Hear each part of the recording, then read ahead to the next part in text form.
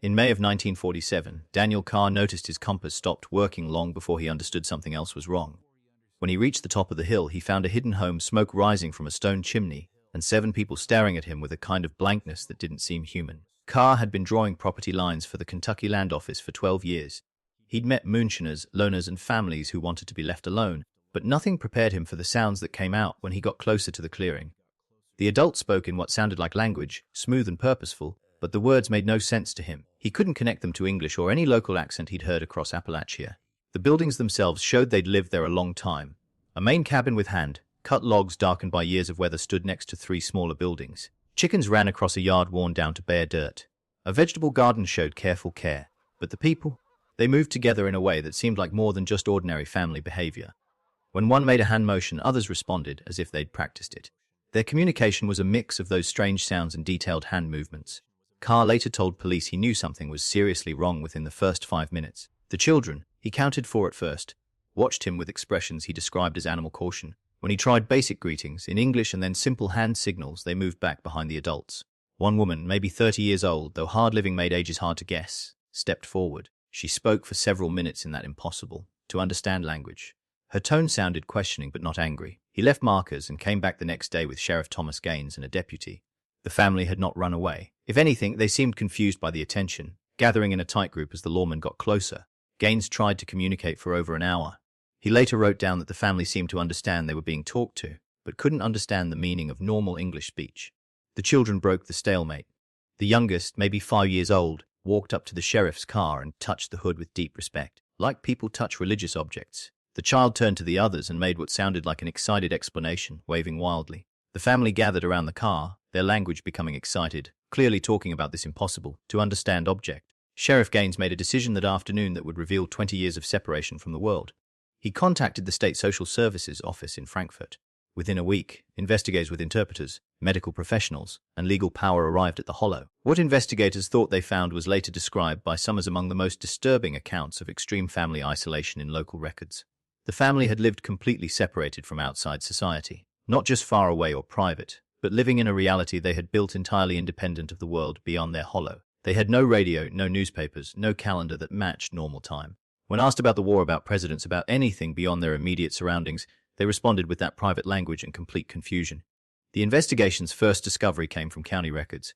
The property had been sold to Elias Thorne in 1898. No other transactions appeared in any official paperwork. No tax records after 1932.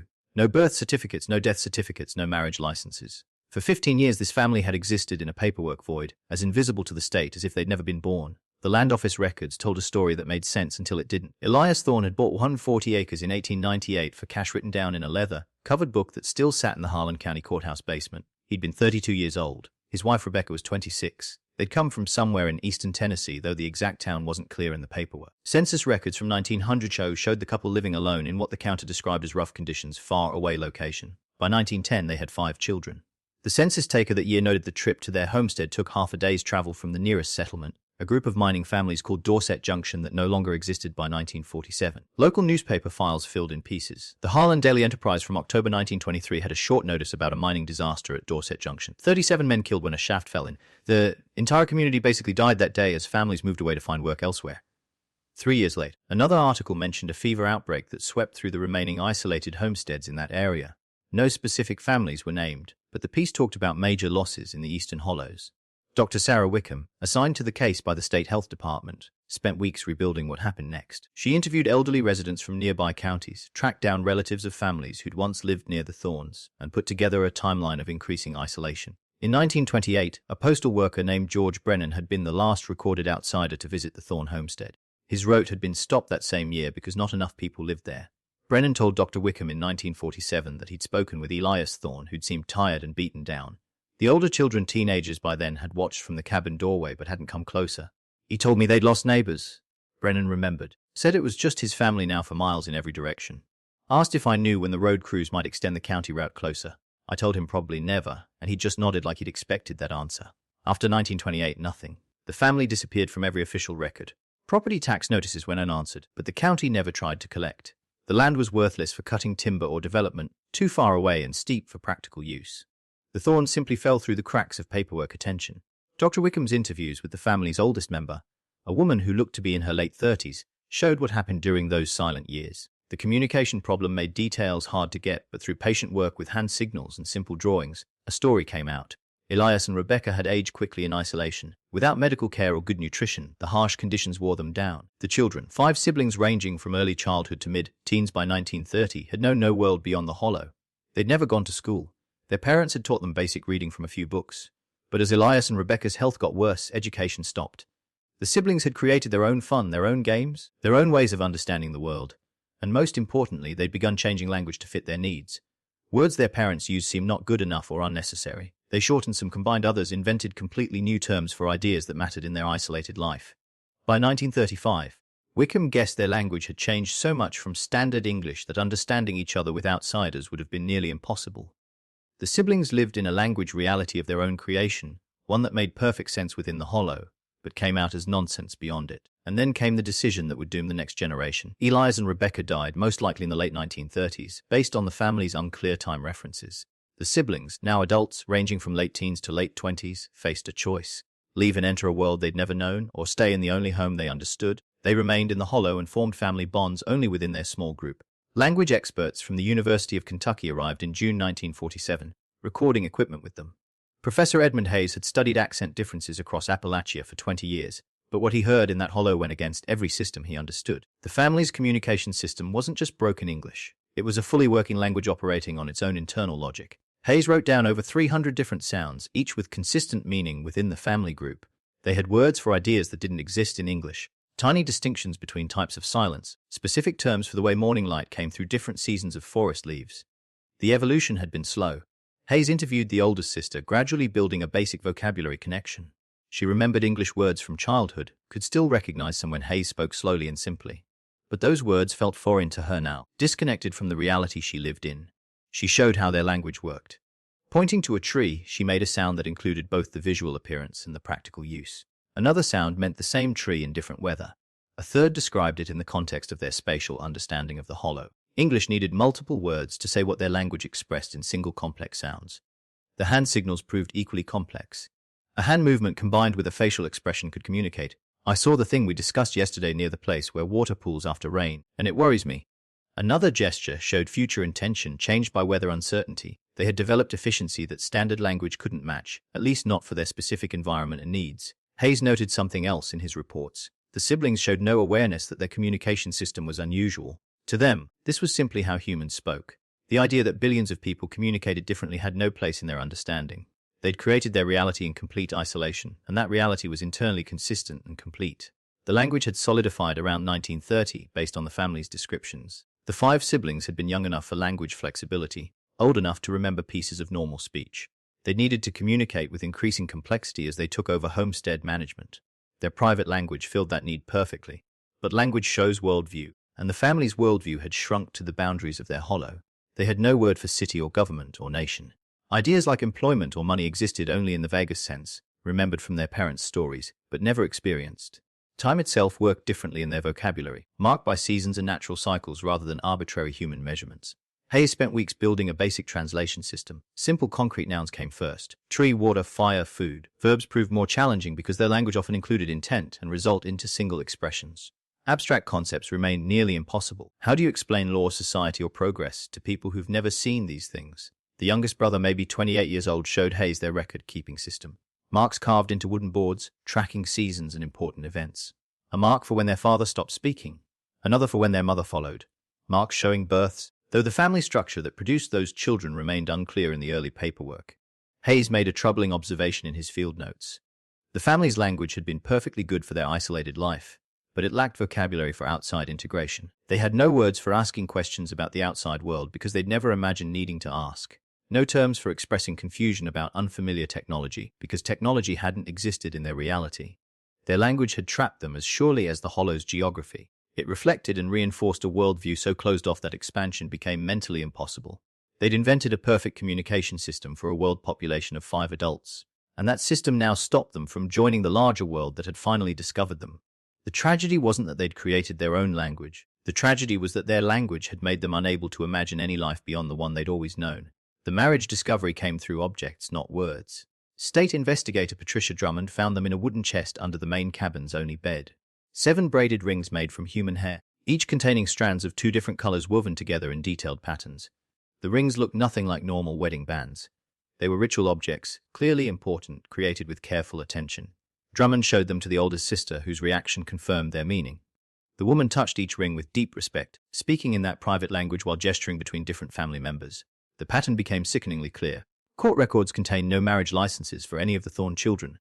Kentucky law in the 1930s required county clerk approval, witness signatures, official paperwork. None existed. What happened in the hollow after their parents died occurred completely outside legal or social structures. Dr. Wickham approached the topic with clinical necessity through careful questioning using their limited shared vocabulary. She established that the siblings had understood reproduction basics. They'd grown up on a working farm, had seen animal breeding. When their parents died, they'd faced a stark choice about their future. The oldest sister's attempts to explain revealed a logic that made sense only within their isolated framework. They'd wanted children. They'd wanted the family to continue. The idea of finding partners outside the hollow hadn't occurred to them, or if it had, the thought of leaving their known world proved too terrifying to think about. One brother, recognizable by a scar across his left hand, showed investigators a wooden board where he'd carved marks. Dr. Wickham spent hours figuring out the system. The marks tracked pairings, births, deaths. 3 of the 5 siblings had formed partnerships. The other 2 remained alone, though their roles in child raising appeared shared by all. The timeline suggested the first pairing happened around 1935. The oldest sister and the scarred brother.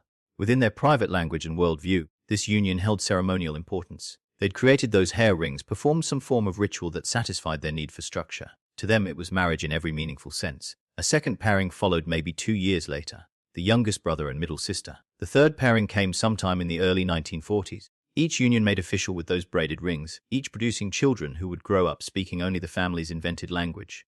Drummond's investigation uncovered something that explained the complete absence of outside contact. The scarred brother had kept a crude journal using pictures rather than writing. One series of images showed stick figures approaching their hollow, then running away. Below it he'd drawn what appeared to be weapons being pointed. Through careful interpretation the story came out.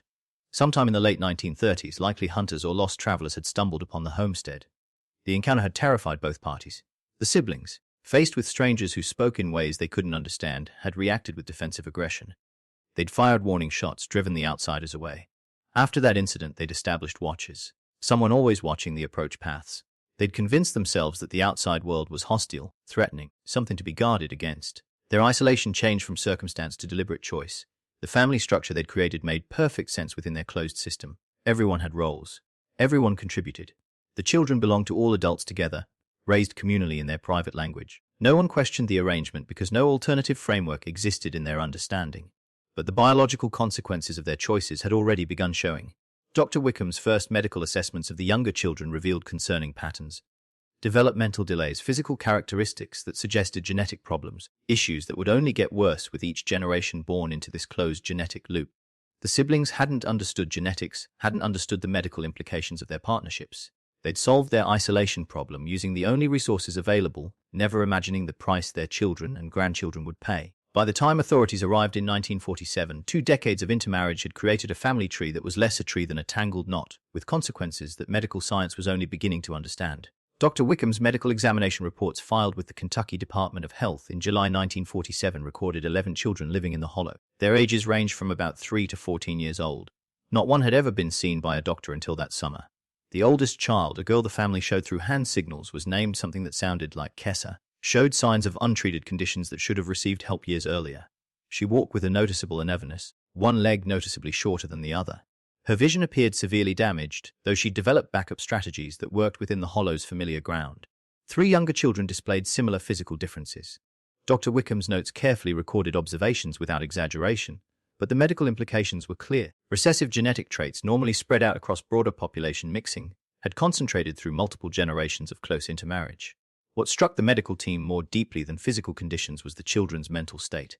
They showed none of the typical responses to strangers. No curiosity about the doctor's equipment, no interest in the new items investigators brought.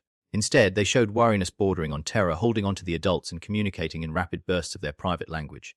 The youngest children had never known anything except the hollow.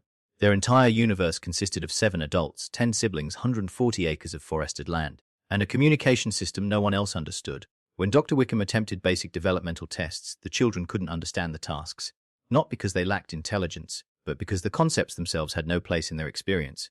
"Show me which shape is different." The children stared blankly. Shapes weren't categories in their worldview. Objects had functions, locations, uses. Abstract visual sorting didn't exist in their mental structure. Point to the happy face. Again, confusion. Their language had emotional vocabulary far more detailed than simple happiness or sadness, connected to environmental context and social situations. The crude drawings meant nothing to them. Dr. Wickham realized the assessment tools were worthless. She was trying to measure development using standards these children had never been exposed to. They developed according to different metrics entirely. Ones that served their isolated existence perfectly, but translated to serious deficits in normal terms. The children's health conditions had gone completely untreated. Infections that should have been treated had healed poorly or become chronic. Dental problems ranged from minor to severe. Nutrition, while adequate for survival, lacked variety necessary for best development. The adults had done their best with available resources, but their best hadn't included medical knowledge or access to care.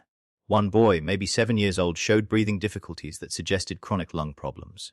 Another child had what appeared to be an untreated broken bone that had healed incorrectly, leaving permanent damage. These weren't cases of deliberate neglect. The adults simply had no concept of modern medical treatment. Illness was something you survived or didn't, treated with whatever herbs and home remedies their parents had known. The family's isolation had created a feedback loop of declining health and ability. Each generation knew less than the previous one. The original Elias and Rebecca had basic literacy and some connection to normal knowledge. Their children had grown up cut off from education. The grandchildren were being raised by parents who themselves had never experienced the outside world. When social workers tried to examine the children separately from the adults, the result was near panic. The children became hysterical, several making sounds that went beyond language into pure distress. The adults responded with protective aggression, forming a physical barrier between investigators and children. Dr. Wickham noted in her reports that the family worked as a single organism rather than individuals. Separating them, even temporarily, caused real psychological trauma. They developed such interdependence that isolation from the group felt life-threateningly dangerous. The medical team faced an ethical problem without precedent. These children needed intervention, but any intervention would require destroying the only reality they'd ever known. Helping them meant fundamentally disrupting a family structure that, however problematic from outside perspective, represented their entire sense of safety and identity. The state would ultimately decide that intervention was necessary, but the cost of that decision would prove almost as devastating as the isolation itself. Patricia Drummond spent 3 weeks listing the artifacts of the family's invented world. What she recorded revealed a society operating on principles that looked nothing like the outside culture merely miles away. The family had created a calendar system based on moon cycles and seasonal markers. Notches carved into a beam in the main cabin tracked what appeared to be months, though the count didn't line up with standard 12-month years. They marked time by hunting seasons, by when certain plants flowered, by the arrival and departure of migrating birds. The concept of weeks or standardized months had disappeared from their framework entirely. Their spatial understanding of the world was equally unique. The scarred brother had carved a detailed map into a large flat stone near the main cabin. It showed the hollow in detailed precision, every spring, every game trail, every important tree. But beyond the hollow's boundaries, the map simply ended, not in vague representations of distant places, but in literal blankness. Their world had edges, and those edges were absolute. The family had developed rituals for everything. Morning began with a specific sequence of sounds and hand signals, everyone participating in synchronized movements that appeared part greeting and part prayer. Meals followed ceremonial patterns. Food given out according to hierarchies that made sense only within their system. The oldest sister ate first, then the scarred brother, then others in an order that reflected their internal social structure. They'd created their own moral framework. Certain behaviors were clearly forbidden, others encouraged based on rules that evolved from their experience rather than external religious or legal codes. Sharing resources was fundamental. Individual possessions existed but remained minimal. Children belonged to everyone. Discipline given out communally. Professor Hayes recorded their cosmology through patient observation. The family had explanations for thunder, for changing seasons, for death. None involved scientific understanding or normal religious belief. Thunder was the sky expressing anger at disruption of natural order. Seasons changed because the world needed rest and renewal. Death was transformation into the forest itself, spirits merging with trees and soil. These weren't primitive superstitions replacing lost knowledge. They were sophisticated explanatory frameworks that satisfied every question the family encountered in their limited environment. Why would they need meteorology when their thunder explanation worked perfectly for predicting weather patterns they actually experienced? The family had storytelling traditions, tales passed down and elaborated, stories about their grandparents, about the time before isolation. Though details had warped through repeated telling in their evolving language, they remembered that people once came from beyond the hollow, but those people had become almost mythological in the retelling. Strange beings who spoke differently and couldn't understand truth. Their concept of truth itself had changed. Truth was what the family agreed upon, what served their collective survival. The idea of objective external facts that existed independent of their agreement had no place in their way of knowing. When they described their world to investigators, they weren't lying or confused. They were reporting their reality accurately according to the only framework they had. They developed specialized knowledge that impressed even the anthropologists.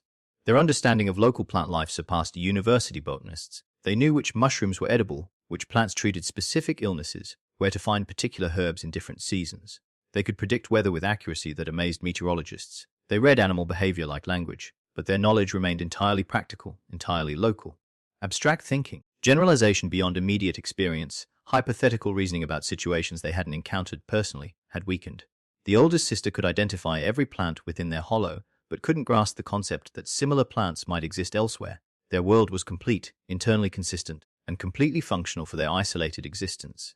They'd needed nothing else, questioned nothing else, imagined nothing else. They'd created a perfect closed system that answered every question and met every need their environment presented.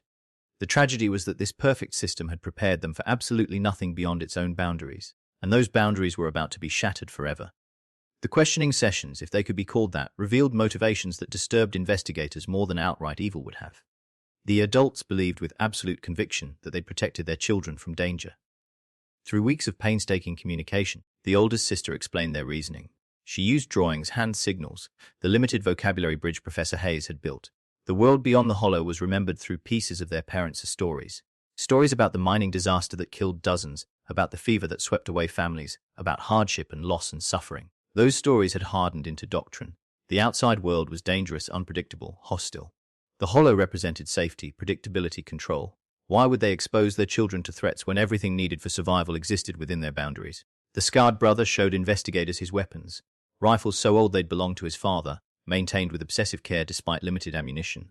He explained through hand signals that he'd kept watch, protected the family from intrusion. The encounter in the late 30s, when strangers had approached, had confirmed every fear. Outsiders didn't understand them, seemed threatening, had to be driven away. Dr. Wickham pressed on the marriages, the interbreeding. The oldest sister's response, translated through their emerging communication framework, revealed thinking that was logical within their isolated perspective. They'd wanted children. They'd wanted the family to continue. The only partners available were each other. What else could they have done? The concept that this choice might harm their children genuinely hadn't occurred to them. They had no framework for understanding genetics, no knowledge of hereditary risks. They'd seen some children born with difficulties, but attributed this to natural variation. Every litter of farm animals produced some weaker offspring. That was simply how reproduction worked in their understanding. When Dr. Wickham explained, using simple terms and drawings, what happened when close relatives had children together, the oldest sister's response was heartbreaking. She became upset, speaking rapidly in their private language to the other adults. The family gathered, clearly distressed, examining their children with new horror. They hadn't known. The realization that their choices had caused their children's difficulties devastated them in ways that went beyond language barriers. The scarred brother went into the forest for hours. When he returned, his eyes held something investigators described as broken understanding. But underneath the genuine distress lay something more complex. The adults still believed their fundamental decision had been correct. Yes, they understood now that the marriages had consequences, but leaving the hollow would have had consequences too. Facing the incomprehensible outside world, abandoning their home, risking whatever dangers their parents had described, these alternatives still seemed worse. The youngest brother attempted to explain through their limited shared vocabulary. Fear lived in their understanding like a physical presence. Fear of the unknown, fear of change, fear of losing the only structure that made sense. Their isolation hadn't been just physical, it had been psychological. A fortress they'd built in their minds that kept out anything that might challenge their carefully constructed reality. Patricia Drummond noted in her reports that the family showed symptoms consistent with collective anxiety disorder, but disorder implied deviation from normal function. Within their environment, their responses had been entirely functional. It was only when confronted with the larger world that their psychology revealed itself as unable to adapt. The state psychologist brought in for evaluation made an observation that stunned the investigative team. The family didn't need intervention to cure dysfunction. They needed intervention because their perfect adaptation to isolation made them incapable of surviving anywhere else. They were like deep-sea creatures brought to the surface, their specialization now lethal. The adults weren't villains. They were victims of circumstance who'd made rational decisions with limited information, creating a closed system that perpetuated itself across generations. They'd loved their children enough to keep them close, and that love had become a prison more secure than any physical barrier. When Sheriff Gaines told them that the state had decided intervention was necessary, that the children would need to leave the hollow for medical and educational assessment, the family's response confirmed every tragic dimension of their situation.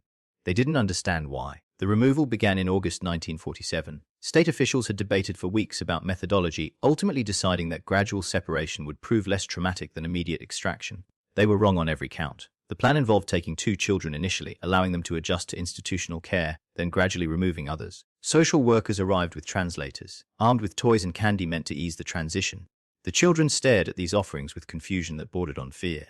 When workers attempted to lead the first 2 children, a boy and girl about 8 and 10 years old, toward waiting vehicles, the family's response was visceral. The adults formed that protective barrier again, speaking in rapid, urgent streams of their language. The children began making sounds that the social workers' reports described as animal distress calls. It took 4 hours in the presence of Sheriff Gaines to complete that first removal.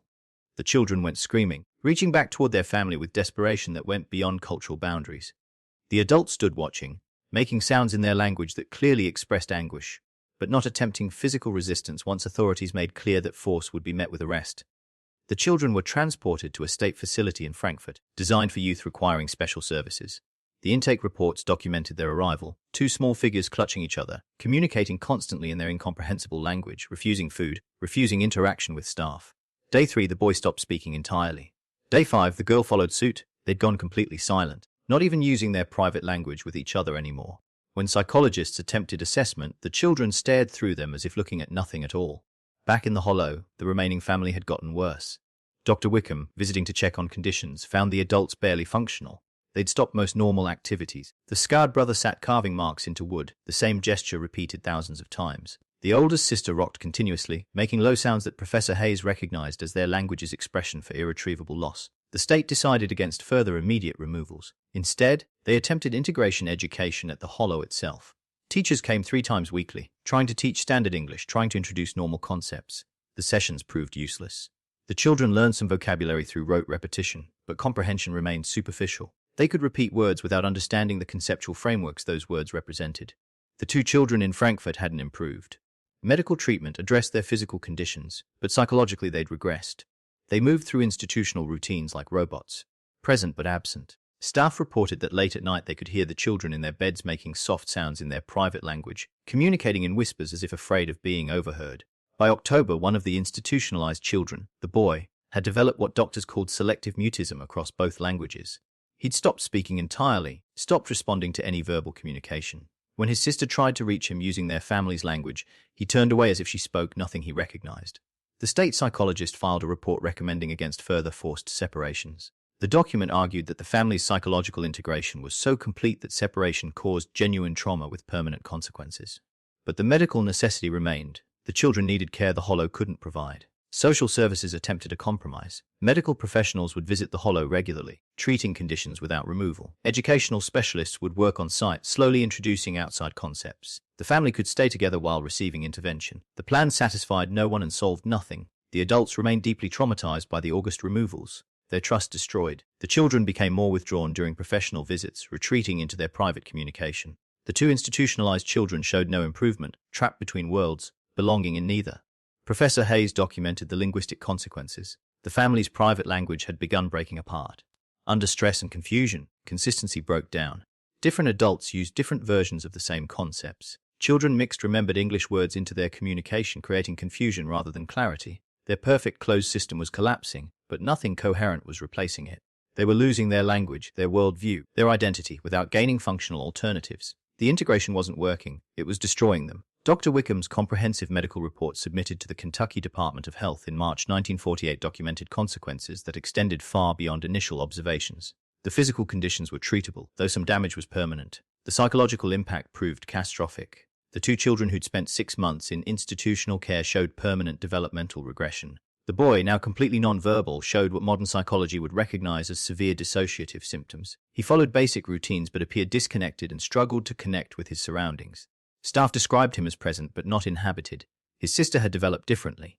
She'd learned maybe 50 English words through intensive intervention, could follow simple commands, could identify objects by their normal names. But this surface functionality masked deeper damage. Psychological evaluation revealed she'd essentially split herself into 2 people, one who performed English routines mechanically, one who emerged only in private, still speaking their family language to herself in desperate whispers.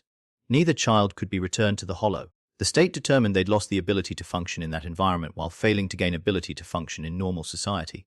They'd become permanently in between, belonging nowhere. The medical team documented the genetic consequences with clinical precision.